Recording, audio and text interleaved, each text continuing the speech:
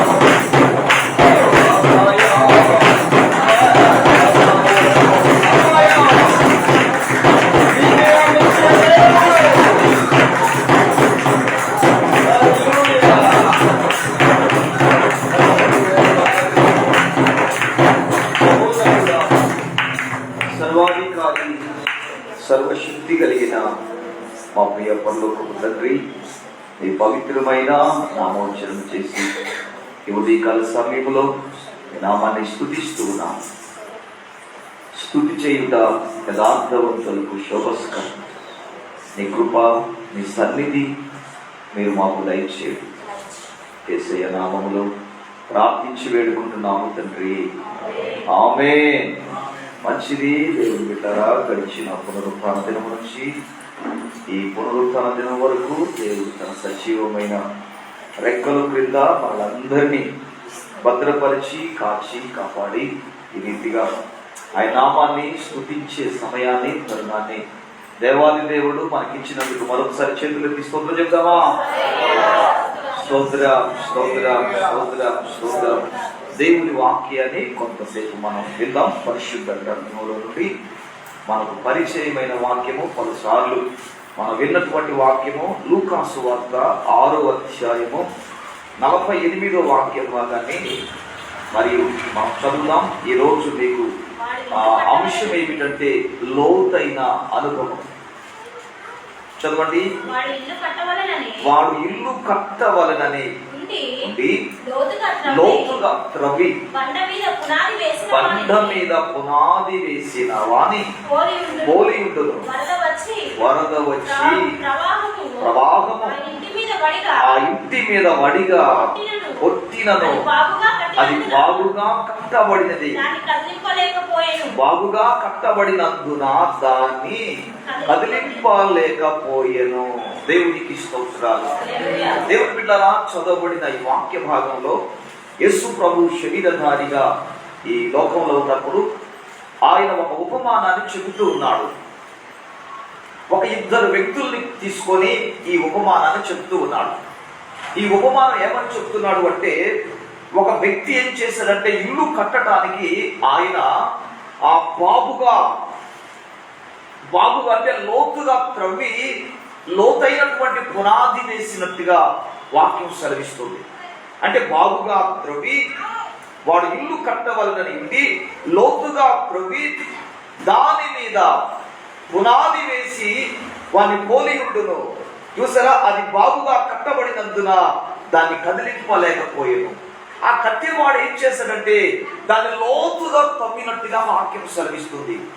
లోతుగా త్రవ్వి ఆ లోతైనటువంటి పునాదితో ఆ ఇల్లు కట్టినట్టుగా లేఖనాలు సెలవిస్తున్నాయి. ఆ సందర్భంలో వాక్యం ఏం సెలవిస్తుంది అంటే, ఆ వరదలు వచ్చి ప్రవాహం వచ్చి ఆ ఇంటి మీద వడిగా కొట్టినా కానీ ఆ ఇంటికి ఏమి కాలేదు. ఆ ఇల్లు కూలిపోవటం కానీ, ఆ ఇల్లు పడిపోవటం కానీ, ఆ ఇల్లు బ్రద్దలు కావటం కానీ జరగలేదు. దీనికి గల కారణం ఏమిటంటే దాని పునాది లోతుగా ఉంది. అది పైపైన పునాది తీసి వేస్తే వెంటనే బ్రద్దలు బీటలు మారిపోతుంది. అది కూలిపోవడానికి ఆస్కారం ఉంటుంది. కానీ దాని పునాది లోతుగా ఉంది. ఆ ఇంటి యొక్క పునాది లోతుగా ఉంది. అది లోతుగా ఉంది కాబట్టి లోతులో నుంచి కట్టబడ్డది కనుక ఎన్ని వరదలు వచ్చినా, ఎన్ని ప్రవాహాలు వచ్చినా, ఎన్ని తుఫానులు వచ్చి ఆ ఇంటిని కొట్టినా కానీ ఆ ఇల్లు ఏమి కాలేదు అని దేవుని వాక్యం సెలవిస్తుంది. ఆ వాక్యం ఏమిటంటే, బాగుగా కట్టబడినందున దాన్ని కదిలింపలేకపోయింది. ఏమి కదిలింపలేకపోయింది? వరదలు గాని, ప్రవాహము గాని, తుఫాను గాని, జడివాన గాని, ఇంకా ఏది కానీ ఆ ఇంటిని ఒక్క ఇంచు కూడా కదిలించలేదు. ఏ వరద గాని, ఏ ప్రవాహము గాని, ఏ తుఫాను గాని ఆ ఇంటిని కదిలించలేదు. ఎందుకు? దీనికి గల కారణం ఏమిటంటే దాని పునాది లోతుగా ఉంది. దేవునికి స్తోత్రాలు. హల్లెలూయా. 125వ కీర్తన మొదటి వాక్యము, మొదటి చరణం. యెహోవా యందు నమ్మిక ఉంచువారు కదలక నిత్యము నిలుచు సియోను కొండ వలె ఉంటారు. దేవుని బిడ్డలారా, ఈ ఇల్లు దేన్ని సూచిస్తుంది అంటే దేవుని యొక్క నమ్మిక ఉంచినటువంటి వారిని సూచిస్తుంది. దేవుని యందు విశ్వసించినటువంటి వారిని సూచిస్తుంది. దేవుని యందు మరియు నమ్మకం కలిగిన వ్యక్తిని సూచిస్తుంది. యెహోవా యందు నమ్మిక ఉంచువాడట కదిలించబడగా. యెహోవా యందు విశ్వాసం ఉంచినటువంటి వాడు అదిరిపోడు, బెదిరిపోడు. దేవుని యందు నమ్మిక ఉంచినటువంటి వాడు కదిలించబడడు. ఎన్ని తుఫానులు వచ్చినా, ఎన్ని పెనుగాలు వచ్చినా, ఎన్ని సుడిగాలు వచ్చినా, ఎన్ని ప్రవాహాలు వచ్చినా, ఎన్ని వరదలు వచ్చినా కానీ ఆ ఇల్లు స్థిరంగా ఉంటది. ఎందుకంటే అది లోతుగా కట్టబడ్డది. లోతుగా ఉంటది. చూసారా, మనం కొన్ని ఇళ్ళు చూసినప్పుడు కట్టిన 2-3 సంవత్సరాలకే అది కాకొచ్చింది, అది బద్దలైపోతుంది. ఎక్కడికక్కడే పునాదితో సహా పగిలిపోతుంది. ఇందుకు గల కారణం ఏమిటి అంటే దాని పునాది అనేది లోతుగా లేదు, లోతుగా తవ్వలేదు, పైన తవ్వారు. చూసారు, ఇంకొక వ్యక్తి ఏమి చేస్తాడంటే పైపైనే కట్టాడు. పైపైన కట్టినటువంటి ఇల్లు వరదలు వచ్చను, వానలు వచ్చను, ఇదిగో ఒడిగా ఇంటి మీద కొట్టను. దాని పునాది అడ్రస్ లేకుండా వెళ్ళిపోయినట్టుగా వాక్యం సెలవిస్తుంది. దేవుని యందు నమ్మిక ఉంచువాడు కదిలింపబడడు. చూసారా, సామెతల గ్రంథం 10వ అధ్యాయము 30వ వాక్య భాగాన్ని చదివినప్పుడు నీతిమంతుడు ఎన్నడను కదిలింపబడడు అని వాక్యము సెలవిస్తుంది. మనము దేవుని యందు విశ్వాసం ఉంచినప్పుడు మనం కదిలింపబడం. శ్రమలు వచ్చినా, కష్టాలు వచ్చినా, బాధలు వచ్చినా, ఇరుకులు వచ్చినా, ఇబ్బందులు వచ్చినా, అపాయాలు వచ్చినా, రోగాలు వచ్చినా, ఎన్నో పరిస్థితులు మన మీద కొట్టినా కానీ మన యొక్క ఆత్మీయ జీవితం అనే పునాది లోతుగా ఉంది. మనం పైన కట్టుకోలేదు, మన జీవితాన్ని లోతుగా కట్టుకోవాలి. మన ఆత్మీయ జీవితం అనేది లోతుగా త్రవ్వుకోవాలి, లోతుగా పునాది వేసుకోవాలి, లోతుగా కాంక్రీట్ చేసుకొని ఉన్నప్పుడు ఎన్ని కష్టాలు వచ్చినా మనకి ఏం కాదు. ఐ డోంట్ కేర్ అనుకుంటాం మనం. దేవునికి ఇష్టం. దేవుని బిడ్డలారా, ఈ ఉదయకాల సమయంలో మనం ఏ విధమైన పునాది వేసుకున్నాం మన ఆత్మీయ జీవితానికి? మన ఆత్మీయ జీవితానికి పైన పునాది వేసుకున్నామా? మన ఆత్మీయ జీవితాన్ని ఏ విధంగా పునాది వేసుకున్నాం? ఒక బిల్డర్ వచ్చి మరియు ఒక అధికారి అన్నాడు, బాబు నాకు 100 గృహాలు ఆర్డర్ ఉన్నాయి, కట్టేయాలి అని చెప్పగానే తప్పకుండా కడతానండి అని ఆ వ్యక్తి చెప్పాడు. సరే, చక్కగా కట్టాడు. కట్టి ఆయన అనుకున్న దానికంటే ఒక 2-3 రోజులు ముందుగానే హ్యాండ్ ఓవర్ చేశాడు. 100 గృహాలు కూడా ఆ అధికారి ఓపెనింగ్ చేశాడు. చేసిన తర్వాత మళ్ళీ 1 నెల 2 నెలలకి ఆ బిల్డర్ని పిలిచాడు. పిలిచి, చక్కగా ఇల్లు కట్టావయ్యా, నీకు కృతజ్ఞతలు తెలియపరుస్తున్నాను, కానీ ఇంకొకటి చేయాలి, ఏమిటంటే అర్జెంటుగా నాకు ఒక ఇల్లు కట్టాలి అని చెప్పేసరికి తప్పకుండా కడతా సార్ అని ఆ బిల్డర్ చెప్తాడు. దానికి కావాల్సిన మెటీరియల్ని కూడా ఆ అధికారి ప్రొవైడ్ చేస్తాడు. చేసిన తర్వాత మరియు త్వరగా కట్టేయాలని చెప్తాడు. వెంటనే కట్టేస్తాడు. కట్టేసి ఆయన హ్యాండ్ ఓవర్ చేస్తాడు. చేసేసరికి ఆ అధికారి అంటాడు, కదా ఈ 100 గృహాలు నువ్వు కట్టినావు కదా, ఈ కట్టినందుకు కృతజ్ఞతగా ఈ ఇల్లు నీకు స్పాన్సర్ చేస్తూ ఉన్నాను, ఈ ఇల్లు నీకు గిఫ్ట్ గా ఇస్తున్నానని చెప్పేసరికి ఆ బిల్డరు వెంట్రుకలు పీక్కోవడం మొదలు పెట్టాడు. అదేంటి బాబు, 100 ఇల్లు కట్టావు కదా, ఇప్పుడు నీకు ఇల్లు ఇస్తూ ఉంటే ఎందుకు వెంట్రుకలు పీక్కుంటున్నావు, ఎందుకు శవరైపోతున్నావు, ఎందుకు మరి వణికిపోతున్నావు అని చెప్పేసరికి, సార్ ఇది నాకు ఇస్తానని మీరు ముందుగా చెప్పినట్లయితే ఇంకా బాగా కట్టేవాడిని సార్, త్వరగా కట్టా, పునాది తక్కువ తీసి వాడాను అనుకొని ఆ వ్యక్తి చెప్పడం మొదలు పెట్టాడు. నిజమే, దేవుని బిడ్డలమైనటువంటి మనం మన ఆత్మీయ జీవితాన్ని ఎట్లా కట్టుకుంటున్నాం? పిచ్చిగా కట్టుకుంటున్నామా? చిరాకు కట్టుకుంటున్నామా? ఏదో నలుగురితో నారాయణ కులంతో పోయింది అన్నట్టుగా ఈ పద్ధతి ప్రకారంగా బతుకుతున్నామా? లేకపోతే లోతులో నుంచి కట్టుకుంటూ వస్తున్నామా? లోతులో నుంచి కట్టుకుంటూ వస్తున్నప్పుడు నీ ఇల్లు నిలబడ్డప్పుడు ఎన్ని వరదలు వచ్చినా, కష్టాలనే వరదలు, శ్రమలనే వరదలు, ఇబ్బందులనే వరదలు, తర్వాత ఆటంకాలనే వరదలు వచ్చినా కానీ ఆ ఇల్లు నిలబడింది. నువ్వు లోతుగా కట్టకపోతే, లోతుగా పునాది వేయబడకపోతే, ఇదిగో వరదలు వచ్చను, వానలు వచ్చను, ఆ ఇంటి మీద కొట్టెను, ఆ ఇల్లు కూలిపోయే ఇల్లుగా ఉంటున్నావా? లోతైనటువంటి అనుభవంలో ఉండే బిడ్డగా ఉంటున్నావా? ఈ ఉదయకాల సమయంలో ఈ వర్తమానం మీకు తెలియపరుస్తున్నాం. దేవునికి స్తోత్రం. 2వ పాయింట్ కూడా మీకు చెప్తాను చూడండి. మనం చదివినటువంటి 80వ కీర్తన 9వ వాక్యాన్ని చదువుదాం. నీవు ఐగుప్తులో నుండి ఒక ద్రాక్షవల్లిని తెచ్చితివి, అన్యజనులను వెళ్ళగొట్టి దాని నాటితివి, దానికి తగిన స్థలమును సిద్ధపరిచితివి. అదిగో దాని వేరు లోతుగా పారి అది దేశమంతటా వ్యాపించెను. దేవునికి స్తోత్రాలు. చూసారా, ఇక్కడ ఒక ద్రాక్షవల్లిని తెచ్చాడు. ఒక ద్రాక్షవల్లిని తెచ్చి నీవు ఐగుప్తులో నుండి ఒక ద్రాక్షవల్లిని తెచ్చి అన్యజనులను వెళ్ళగొట్టి దాన్ని నాటావు. నాటినటువంటి ద్రాక్షవల్లి, నాటినటువంటి ద్రాక్ష తీగ, నాటినటువంటి ద్రాక్ష చెట్టు ఏమైందంటే అది ఫలించకుండా లేదు. అది ఏమైందంటే అది లోతుగా పారి, నాటినటువంటి ద్రాక్ష చెట్టు లేక నాటినటువంటి ద్రాక్ష తీగ అది లోతుగా పారి దేశమంతటా వ్యాపించింది.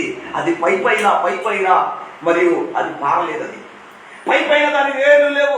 అది లోతుగా దాని వేర్లు ఉన్నట్టుగా వాక్యం సెలవిస్తుంది.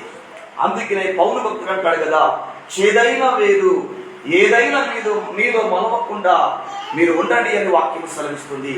మీ యొక్క వేరులు, ఆత్మీయ జీవితం అనే వేరులు లోపలికి వెళ్ళాలి, లోపలికి వెళ్ళాలి. చూసారా, కొన్ని చెట్లు చిన్న గాలి దుమానం వచ్చినప్పుడు పెటాలు ఇరిగిపోతాయి. ఎందుకు ఇరిగిపోతాయి? దాని వేరు లోపలికి ఉండదు. లోపలికి వేరు పోతే ఎన్ని వచ్చినా కానీ చూసారా. కనుక దేవుని యొక్క వాక్యం ఏముంటుంది అంటే, ఆ ద్రాక్షవల్లి, ఆ ద్రాక్ష తీగ అది లోతుగా పారింది. నిజమే, ఇది ఇశ్రాయేలు జనాంగానికి సూచనగా ఉంది ద్రాక్ష తీగ. అయితే దేవుని బిడ్డలారా, ప్రభు అంటున్నాడు కదా, నేను నిజమైన ద్రాక్షవల్లిని, మీరు తీగలని ప్రభు చెబుతున్నాడు. మనల్ని కూడా దేవుడు తీగలుగా పోల్చాడు. అయితే మన ఆత్మీయ తీగలమైనటువంటి మనం, ఆత్మీయ సంబంధమైన ద్రాక్షవల్లిమైనటువంటి మనం, సంఘమైనటువంటి మనం, మన యొక్క ఆత్మీయ అనేటువంటి వేరు లోతుగా ఉన్నదా, పైపైన ఉన్నదా? అయితే మన ఆత్మీయంగా మన యొక్క జీవితం ఏమిటంటే లోతుగా పారాలి అని వాక్యం సెలవిస్తుంది. ఇది లోతైన అనుభవం కలిగి ఉన్నప్పుడు ఎన్ని శ్రమలైనా, ఎన్ని కష్టాలైనా, ఎన్ని బాధలైనా మనం భరించగలుగుతాం. చూసారా, కొన్ని చెట్లు ఒంటరిగా ఉంటాయి, కానీ ఎన్ని తుఫాన్లు వచ్చినా కానీ ఆ చెట్టుకి ఏమీ కాదు. ఏమీ ఎందుకు కాదు అంటే, దాని వేర్లు లోతుగా ఉన్నట్టుగా దేవుని యొక్క వాక్యంలో చదువుతూ ఉన్నాం. ఆమోసు గ్రంథం 9వ అధ్యాయము 15వ వాక్యములో, వారి దేశమందు నేను వారిని నాటుదును, వారు పెరిగి వేయబడరు అని వాక్యం సెలవిస్తుంది. యెషయా గ్రంథం 5వ అధ్యాయం 2వ వచనములో, ఆయన దాన్ని బాగుగా త్రవ్వి రాళ్లను ఏరి అందులో శ్రేష్టమైన ద్రాక్షవల్లిని నాటించెను. కీర్తనకారుడు 92వ కీర్తన 13వ వచనములో, యెహోవా మందిరములో నాటబడిన వారై వర్ధిల్లుతారు. దేవుని బిడ్డలారా, నువ్వు దేవుని మందిరములో నాటబడిన ద్రాక్షవల్లివి. దేవునికి స్తోత్రాలు. హల్లెలూయా. నీవు దేవుని మందిరంలో నాటబడినటువంటి ద్రాక్ష తీగవు, ద్రాక్షవల్లి వై ఉన్నావు. అయితే ఏ విధంగా నీవు లోతుగా పారేటువంటి బిడ్డగా ఉండాలి. యెహోవా మందిరంలో నాటబడినటువంటి వారై వర్ధిల్లుతారని వాక్యం సెలవిస్తుంది. నిజమే, దేవుని మందిరములో మనం వర్ధిల్లాలి. దేవుని మందిరంలో మనం ఆత్మీయంగా ఎదగాలి. మన ఆత్మీయ జీవితం అనే వేరు లోపలికి వెళ్ళాలి. ఆ వేరు యెహోవా మందిరంలో నాటబడటం అంటే లోతైనటువంటి అనుభవంలోకి వెళ్ళడం, పైపై ఉండేటువంటి ఒక అనుభవం కాదు. దేవుని మందిరానికి మనకున్నటువంటి సంబంధం అదని దేవుని వాక్యంలో చదువుతూ ఉన్నామన్నమాట. ఇదిగో ఆ దేశమందు నేను వారిని నాటుదును, వారు పెరిగి వేయబడరు, వారు కొట్టివేయబడరు, వారు కూల్చివేయబడరు. ఈ అనుభవం ఏమిటి అంటే, నీవు కూడా సంఘం అనేటువంటి ద్రాక్ష తీగవై ఉన్నావు. ఆ ద్రాక్ష తీగవైన నీవు, ద్రాక్ష వల్లివైనటువంటి నీవు, అంటు కట్టబడినటువంటి నీవు, నీ యొక్క వేరు పైపైన ఉండేది కాదు. దేవుని వేర్లు మనం చూస్తామన్నమాట. చెట్టు ఇక్కడ పెడితే అవతల ఇంట్లో వేర్లు కనబడతాయి. అంటే దిగిపోతున్నాయి ఆ వేర్లు. పక్కింటికి వెళ్ళి ఎందుకు చూస్తున్నాయి? అక్కడికి లోపలికి వెళ్ళాలి కదా. పక్కింటికి సహాయం పోయింది, ఆ ఇంటికి సహాయం అలాంటి వేరులుగా మనం ఉండకూడదు. మన వేరు మనం ఉన్నటువంటి ఆ భూభాగంలోనే లోపలికి వెళ్ళాలి. మనం ఏ సంఘంలో ఉంటున్నామో ఆ సంఘంలో మనం లోతుగా వెళ్ళాలి.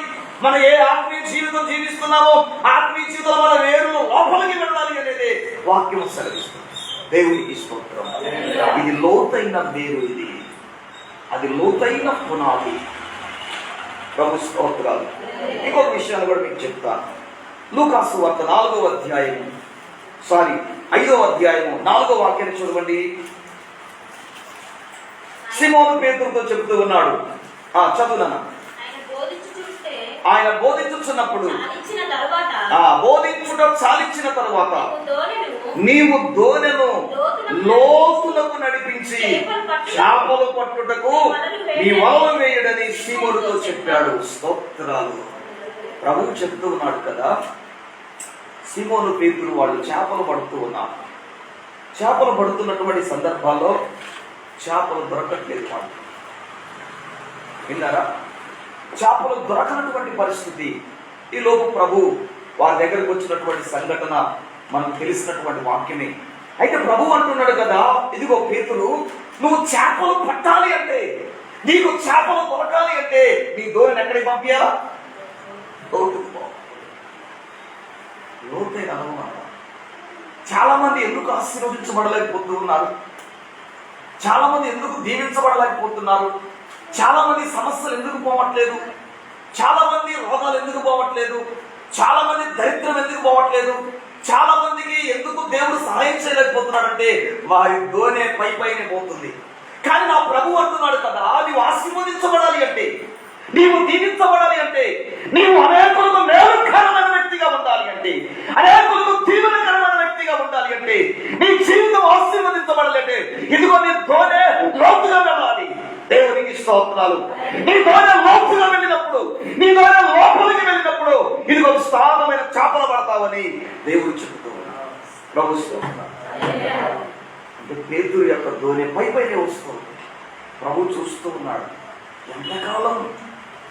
ఎంతకాలం లోతైన అనుభవంలో ఉండకుండా లోకంలో ప్రజలకు కనబడతావు, భక్తి వేషం వేసుకొని తిరుగుతావు, నేను భక్తుడిని, నేను భక్తురాలని ప్రజలకు కనబడతావు. అది కాదు, నీకు కావలసింది లోతైన అనుభవంలోకి నువ్వు రావాలి. దేవుడు సీనియారిటీ కంటే సిన్సియారిటీని దేవుడు ప్రేమించేవాడు. నీకు ఎంత సీనియారిటీని చూడడు, నీలో ఎంత సిన్సియారిటీ ఉంది, నీలో ఎంత త్యాగం ఉన్నది, నీలో ఎంత తెగింపు ఉన్నది అనేది ప్రభు చూస్తాడు అనేది వాక్యం సరస్సు. పేతురు, ఎంతకాలం నీ దోనెను పై పైన నడిపిస్తావు? ఇదిగో నీ దోనెలో విస్తారమైన చేపలు పట్టాలి అంటే, నీ వలలోకి విస్తారమైన చేపలు రావాలంటే నీ దోనె లోపలికి వెళ్ళాలి, లోతుగా వెళ్ళాలి, లోతుగా వెళ్ళాలి, లోపలికి వెళ్ళాలి, లోతైన అనుభవంలోకి రావాలి. లోతైన అనుభవంలోకి వచ్చిన నీవు విస్తారమైన చేపలు పడతావని ప్రభు చెప్తూ ఉన్నాడు. ఆ సందర్భం అదే చూసారా?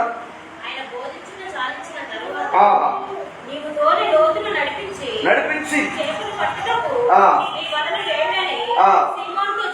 చెప్పగా సీమోను ఏలినవాడా, రాత్రి అంతయు ప్రయాసపడితిమి కానీ ఏమీ దొరకలేదు, అయినను నీ మాట చొప్పున వలలు వేద్దుమని చెప్పాను.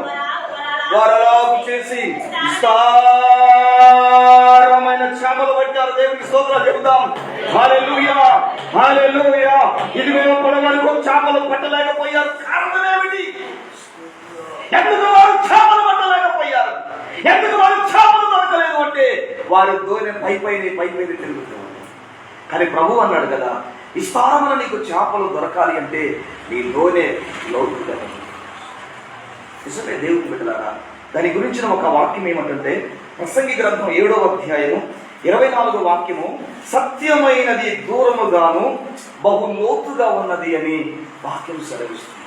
దాన్ని గ్రహించగలవాడు ఎవడు, దాన్ని పరిశీలన చేయగలవాడు ఎవడు అని వాక్యం సెలవిస్తుంది. సత్యము అనేదాట లోతుగా ఉన్నదా?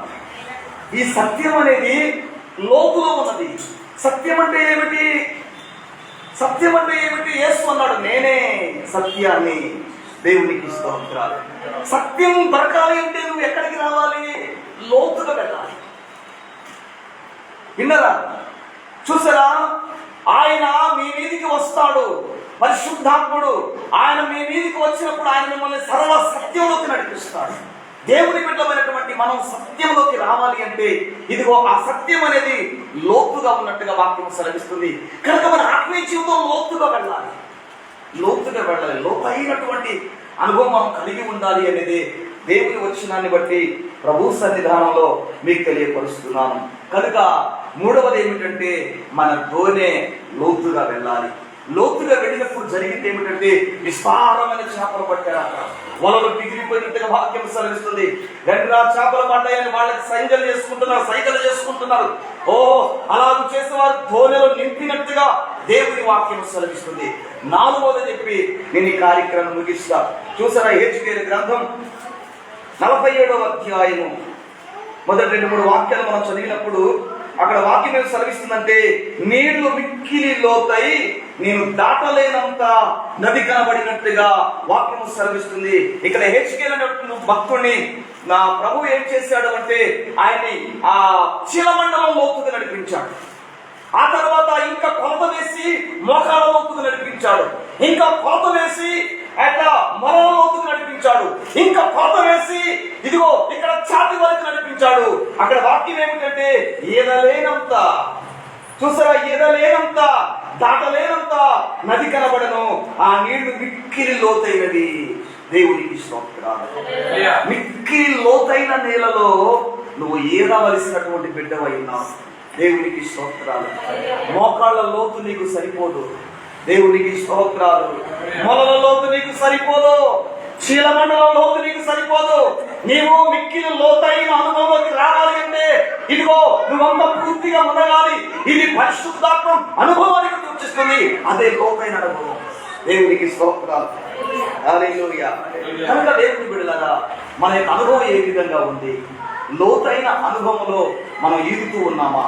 పరిశుద్ధాత్మతో దేవుని మహిమపరుస్తున్నామా? లేకపోతే మనం చీలమండలం వరకే సరిపోయింది, మోకాళ్ళ వరకే సరిపోయింది, లేకపోతే మొలల వరకే సరిపోయింది, మనకు ఎద వరకే సరిపోయింది అనుకుంటున్నామా? అది కాదు.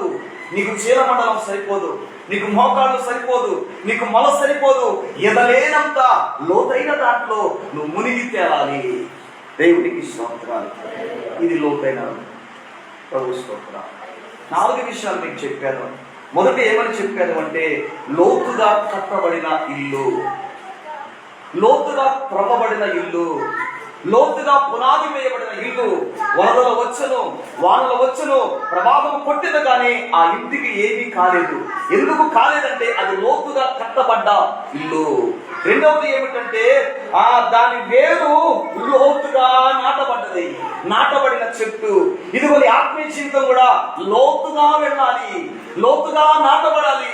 నీ వేరు లోతుగా వెళ్ళినప్పుడు నీకు ఎన్ని కష్టాలు వచ్చినా, బాధలు వచ్చినా నువ్వు విరిగిపోయే చెట్టుగా ఉండవు, ఫలించే చెట్టుగా ఉంటావు, వ్యాపించే చెట్టుగా ఉంటావని రెండోది చెప్పాను. మూడవది ఏమిటి అంటే మరియు నీవు లోతుగా నీ దోణను లోతుగా నడిపించాలి. నీ దోణను లోతుగా నడిపించినప్పుడు విస్తారమైన ఆశీర్వాదాలు సొంతం చేసుకుంటావని మూడోది చెప్పాను. నాలుగోది ఏం చెప్పాను అంటే నీ ఆత్మీయ అనుభవం అనేది మోకాళ్ళు కాదు, చీలమండలం కాదు, మనుగడ కాదు, ఇలా లేనంత అనుభవంలోకి రావాలి. అప్పుడు నువ్వు దేవుని ఆత్మ చేత అభిషేకించబడే దేవుళ్ళలో పరిపూర్ణ అవుతావని చెబుతూ ఉన్నాను. దానికి సంబంధించిన ఇంకొక 2 విషయాలు ఏమిటి అంటే సామెతల గ్రంథం 22వ అధ్యాయం 14వ వచనంలో వేశ్య నోరు లోతైన గొయ్యి అట. విన్నారా? కీర్తనకారుడు దానికంటే ముందు యోహాను రాసినటువంటి సువార్త 4వ అధ్యాయం 11వ వచనంలో అయ్యా ఈ బావి లోతైనది అని సమరస్త్రీ చెప్తూ ఉంది. కీర్తనకారుడు 41వ వచనంలో నాశనకరమైన గుంట, ఇదిగో లోతైన జిగట ఊబి, దొంగ ఊబి అని భక్తుడు చెబుతూ ఉన్నాడు. దేవుని బిడ్డలమైనటువంటి మనం ఇదిగో మన నోరు అనేది లోతైన గొయ్యిగా ఉండకూడదు. అమ్మ బాబు వాళ్ళ నోరుకి దండం పెట్టాలని చెప్తామంట. ఆ నోరు ఏమని పోల్చబడ్డది అంటే వేశ్య నోరట లోతైన గొయ్యి లాంటిది. విన్నారా? తర్వాత సమరస్త్రీ అంటది కదా, అయ్యా ఈ బావి లోతైనది అని చెబుతూ ఉంది. నాశనకరమైన గుంట నుంచి భక్తుడు చెబుతున్నాడు. అలాగ ఉండకుండా దేవుని బిడ్డలారా, మన ఆత్మీయ జీవితం అనే పునాది లోతుగా ఉండాలి, లోతైన అనుభవంలోకి రావాలి, లోతైన దీవెనలు పొందాలి అనేది దేవుని వచనం ద్వారా మీకు తెలియపరుస్తూ ఈ మాటలు ముగిస్తూ ఉన్నాను. దేవుడి మాట మన వినికిడిలో ఆశీర్వదించును గాక. చెప్తాం, చేతులకి ఆమేన్ చెప్తాం. ఆమేన్.